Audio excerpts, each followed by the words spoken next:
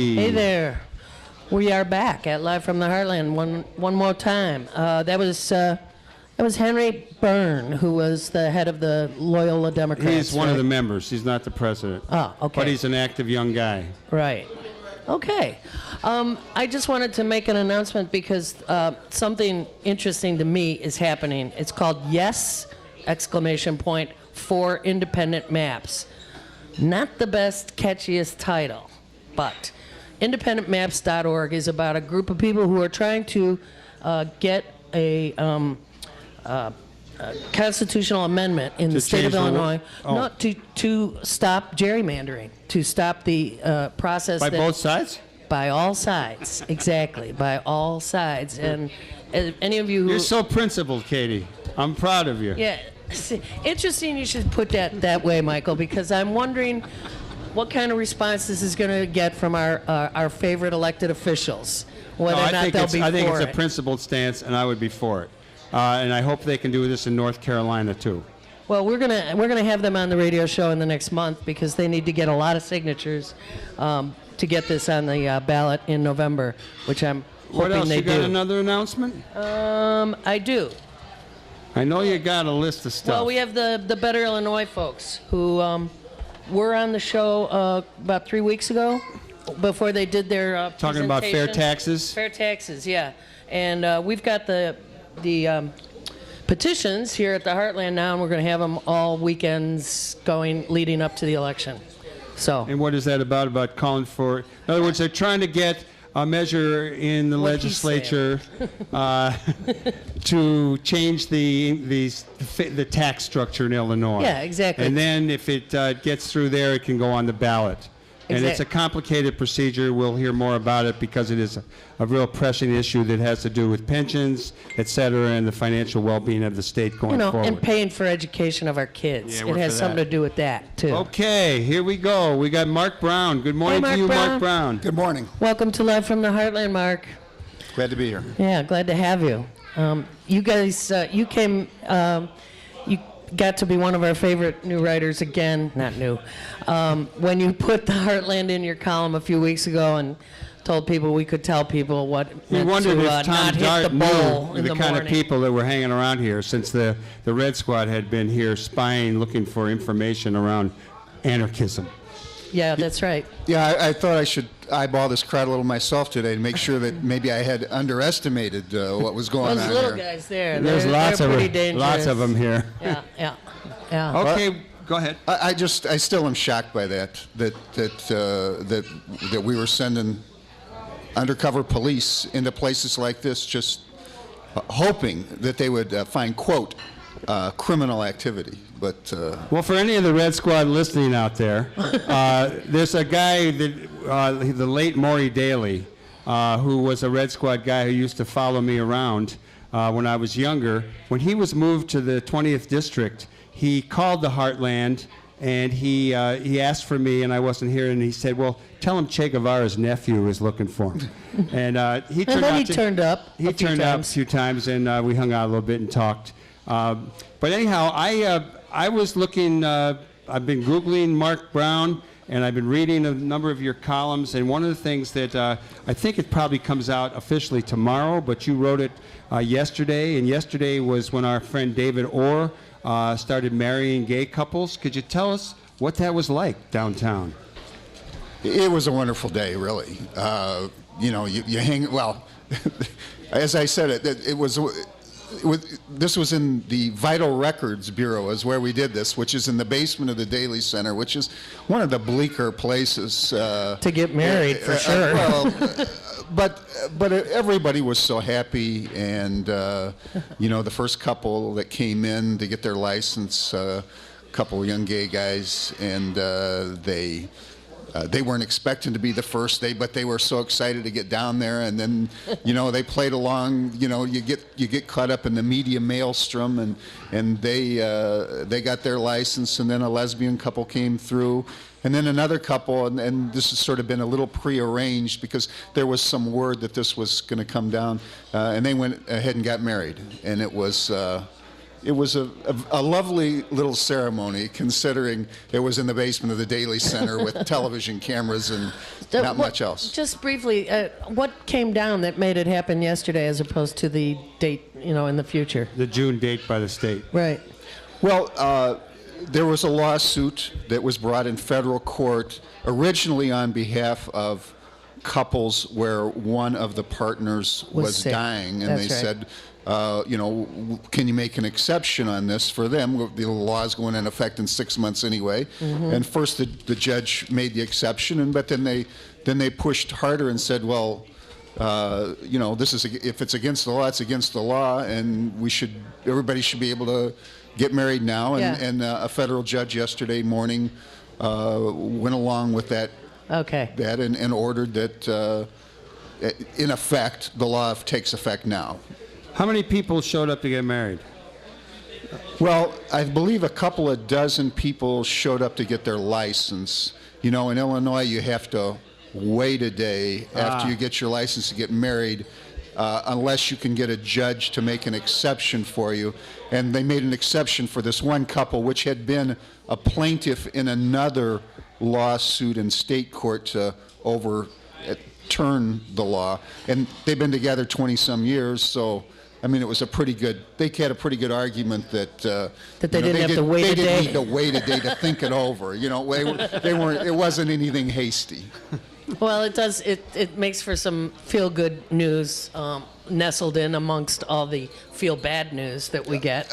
Really, it really was one of the great feel-good days. There were, grouchy old photographers and cameramen around who, normally don't smile at anything. Who actually and they were smiled. Going, this is a good day. This is a good day. Exactly. In looking up some of the things you've written recently, I was one of the things that caught my attention was an alderwoman who was trying to change the eviction laws that basically favor tenants who are short of money during the cold winter months, and she wanted to change the law. And apparently it was because she had some tenants she was trying to get rid of in some rental property. Yikes. Can you tell us a little bit about that story? Because I, as a former community organizer and did some rent strikes, we always had people withholding their rent, and they had a certain amount of time and a certain process they had to go through in courts. Fill us in a little bit. Well, this was not an alderman. This is State Representative Monique Davis. Okay. And Representative Davis introduced legislation that would get rid of what they call the moratorium that we have on evictions in Cook County when the temperature is so cold. I think it's below 15 degrees. Yeah. Or if there's a some kind of inclement weather like a snowstorm or a thunderstorm, the sheriff can stop having evictions. Actually, he's ordered not to evict people. And Monique Davis said that a lot of landlords have come to her and say this isn't fair because by the time you get to the point where they could get evicted, it's already been months and they should be evicted right away. Well, what she didn't really tell people was that, of course, that she is a landlord, and she was kind of working out her own grudges there. Now, indeed, there are a lot of landlords that feel this way, and sure, it's not in the law. It's not in the law that you have this grace period when the cold weather. It just seems to me to make sense that it's just kind of the humane thing to do, that if it's dangerous conditions, you don't throw people out. Now, again, she would say she made an exception if you got kids under 12 or somebody over 65 living there, then okay, then it doesn't apply. Leaves a lot of people in between. It seems. Yeah, it does. Mark, I was also preparing for this and read that Roger Ebert, God rest his soul, called you the best local columnist since Mike Royko, which is high praise, actually, from a pretty good guy himself. Yeah, do you think you deserve it? I like you better than Mike Royko. Well, Mike Royko was the greatest.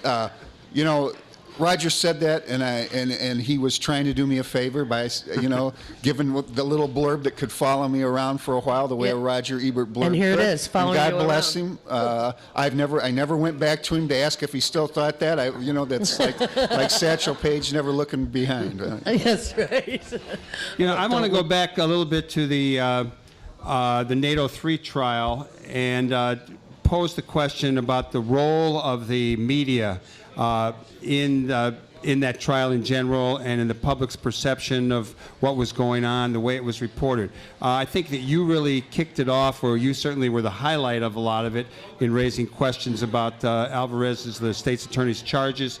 And maybe you could elaborate on the media's role in around Chicago news items in general. Well. Exactly. Well, It's supposed to be a challenging question. Okay? All right. Well, let's just say in that case, I believe that the media really early on started raising questions. Is this legitimately a terrorism case? That was the question. That I was think the it did, issue too. right from the start. Right. And we were all, we don't know. We're Waiting looking to see. We're waiting to see what the evidence Right. is. But it seemed kind of unlikely to us. But you don't want to be stupid. So, but then as the evidence rolls out at trial, it was just plain to most of us that it was not there. That yes, you could say these guys were here to cause trouble, and at the point that they make the Molotov cocktails, I guess you've got a crime there, even with the Police involvement. heavy police involvement. Can I get you a bottle? Can I get you some oil? Can I get you out some rag? Can I take you out to buy the gasoline? Can I give you a ride to get the gasoline? Yeah. Yeah, Okay. that Now that you've involvement. made this, here, let me take these from you before we find out whether you will, as Actually you use. were saying, go out and throw it against in the vacant lot out there. So, there were these problems, and I think both newspapers could kind of see it and tried their best to show the public what was going on. Yeah. I don't know if that's was good. I mean, that I just, touch what you wanted, because I have another line of questioning. Go for it.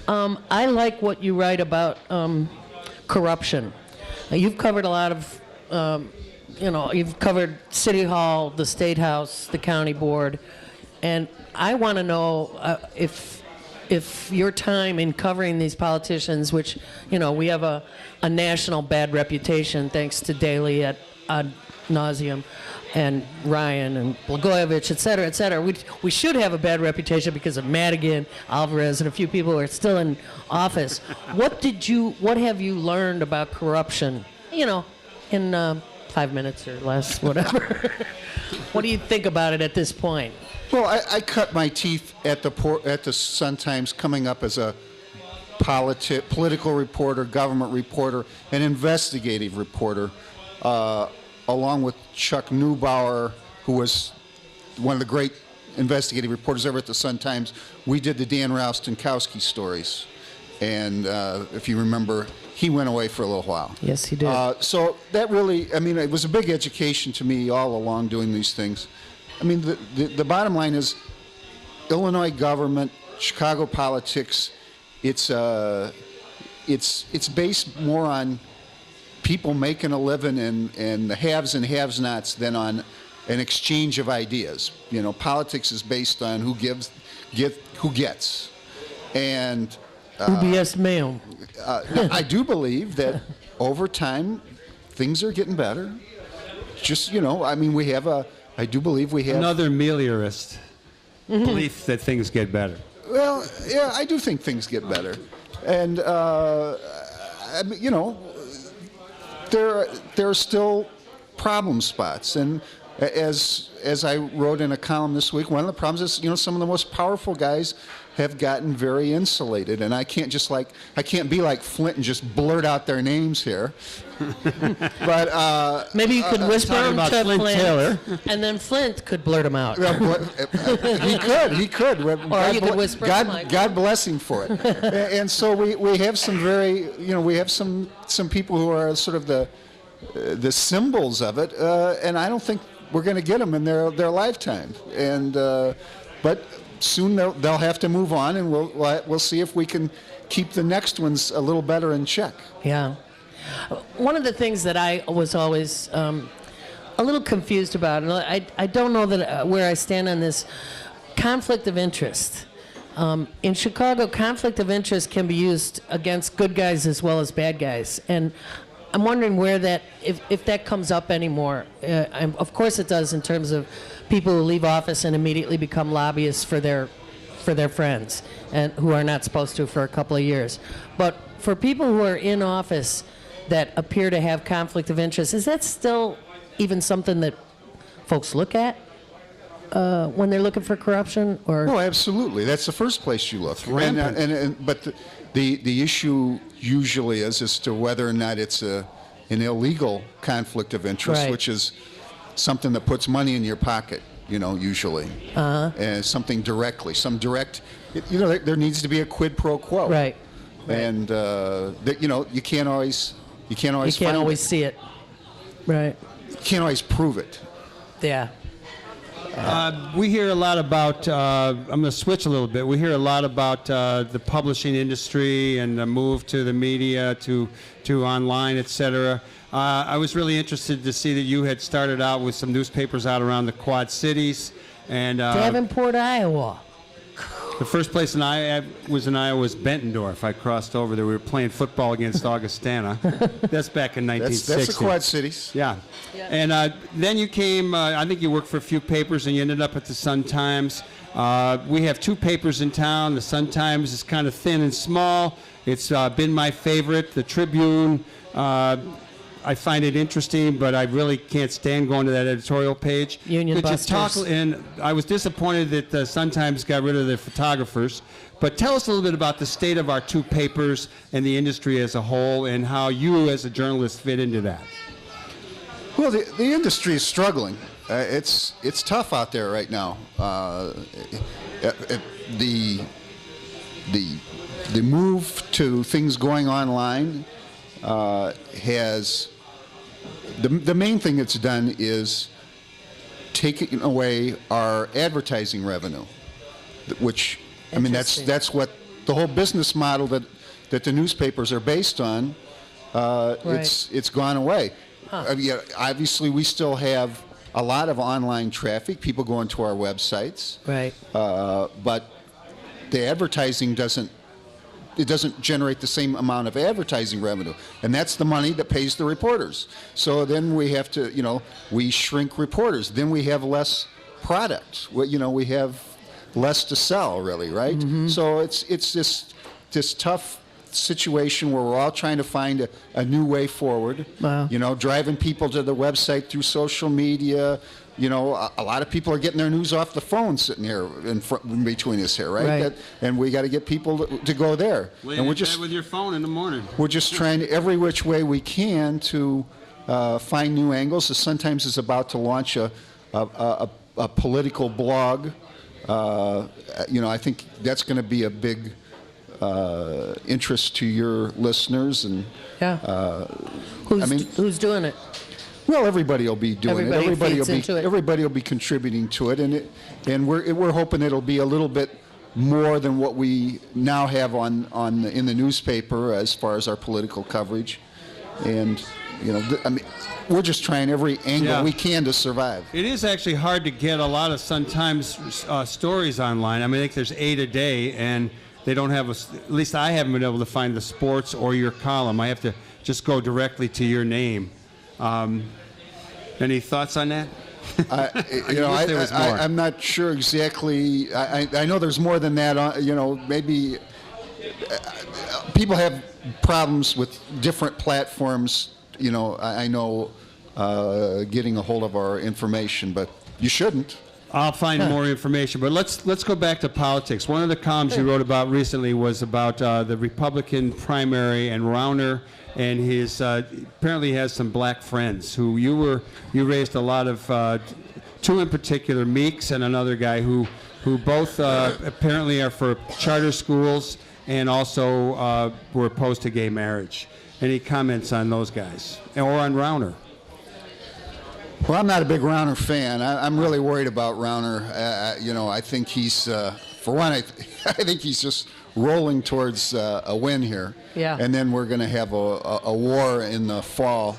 And Governor Quinn, he's kind of a weak candidate. He's pretty vulnerable. But I think he's had things break his way in a lot of ways. I just think he's stronger than maybe we thought, but we'll see. Well, we'll see. I do think that, Rauner is one of these guys that's, he's figured out what people want to hear, and he's got a lot of money to allow them to hear it over and over again, right? And I do think that people like this term limits idea out there, and downstate, they're just more than ready to get rid of Chicago Democrats. So I think something's coming there. Now, the Meeks story, I only did that story because Meeks, a lot of the people that are for Rauner are people that would be totally against Meeks. And I like Meeks, actually. He tried to do what he could when he was in there. Yeah. But I'm not too happy about him throwing in with Rauner. So I just kind of threw that out there just to make them both a little uncomfortable.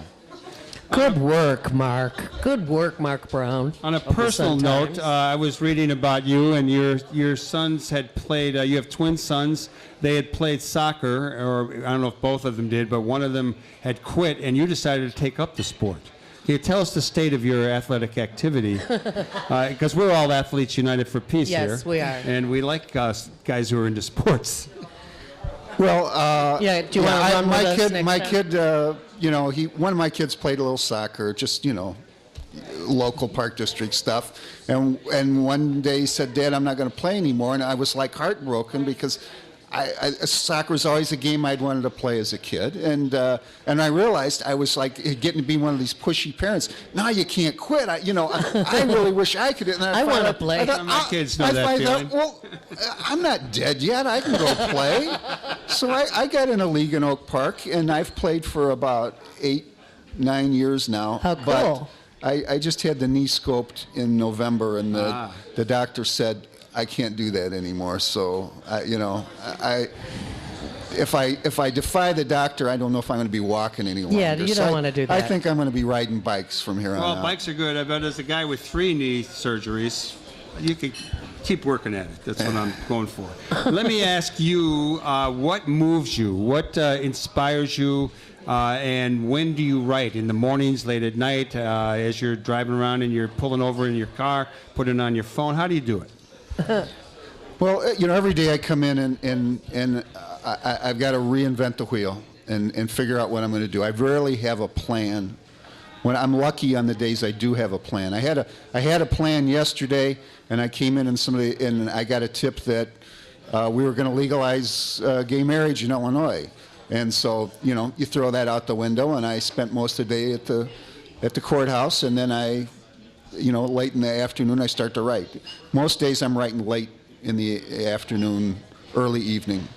I used to be even crazier than that. I would never even make up my mind till about 5-6 o'clock, and then just write. But my current bosses don't like that system as much. So they want me to tell them earlier in the day. what you're writing about? As far as what moves me, the first thing to keep in mind is I'm trying to pay the bills. So that that's what motivates me first and foremost. But along the way, I'm trying to do some good. Yeah, and the longer I go at it, the more the doing the good feels good, And I try to pick my spots. I got my issues, like gay marriage was a big issue for me. I'm big on immigration reform. Housing for the poor is, I think I'm most known for championing homeless issues. And this is the stuff that matters to me. And, I try to get in my licks where I can. One of the things about the homeless, we used to put out a paper, Katy and I published a paper called the Heartland Journal up until 2005, and hopefully it'll come back. But a guy did a story one time about these little homeless, little kind of boxes that were built over near Hubbard Street. And people could lock their stuff in there, and they could sleep in there at night. And we had some nice drawings in the paper, and I remember the city took them down. What is the current state of people moving on homelessness? It seems like there is a move in the country to start to talk about poverty and wages again, and really not just say we're all middle class. What's your take on the homeless situation in Chicago? Well, I don't think it's as they're being as. I don't think that Rahm is being as rough on the homeless as Daley was, and I don't think he's being as rough on the homeless as many other mayors are right now. I mean, I've read a lot or from around the country that they're cracking down, and he's been pretty humane during this cold spell. He had the city geared up every night to make sure that there were services out there, trying to get to these guys and make sure that if they weren't going to come off the street, and he didn't force them off the street, to my knowledge, that if they weren't going to come off, that they were going to, do whatever they could to help them. Yeah, they had the warming buses, and they were also handing out blankets and whatnot. Yeah, and I believe they were allowed to stay in the shelters during the days, which isn't normally the case. Which is normally they get kicked out, right? So things are better on that front. I mean, I think people who think that homelessness is like on the wane are silly. Just as long as the economy, as long as we live in the kind of world we do, we're always going to keep driving people out there. Right. Mark, as we get near the closing time, can you share any thoughts you have about our educational system in the city, about the struggle between charters and non-charters, public schools, teachers, that kind of thing? In 20 seconds. Yeah, just a short one. Education is my weakest subject, I think, because in truth, I live in Oak Park, and so I've never had my kids in the schools here, and so I always was a little afraid to jump in there. But I've gotten more involved in the last few years. I'm worried about this push towards charters. I don't like it, but I look around and I see that the parents send their kids to those schools. So I can't argue with those parents. I mean, they're making the decisions, and that seems to be what they are. That's their decision, and so I wish we'd slow down. I wish we'd put the effort into beefing up the public schools instead. Yeah. Well, I hear you. Well, we want to thank you for coming on Live from the Heartland. You've been a great guest. We hope you'll come back. Next week we've got Russ Bradford, coach and writer. We've got Tom Clark and his new director of the the Community Media Workshop. And we're going to have Ewan Haig, a professor of geography at DePaul, and he's going to talk about Brazil and the gay marriage decision in Scotland, etc. So we encourage you to do good in the world. The world needs all the good that you do. All power to the people. Over and out. Thanks a lot for listening in.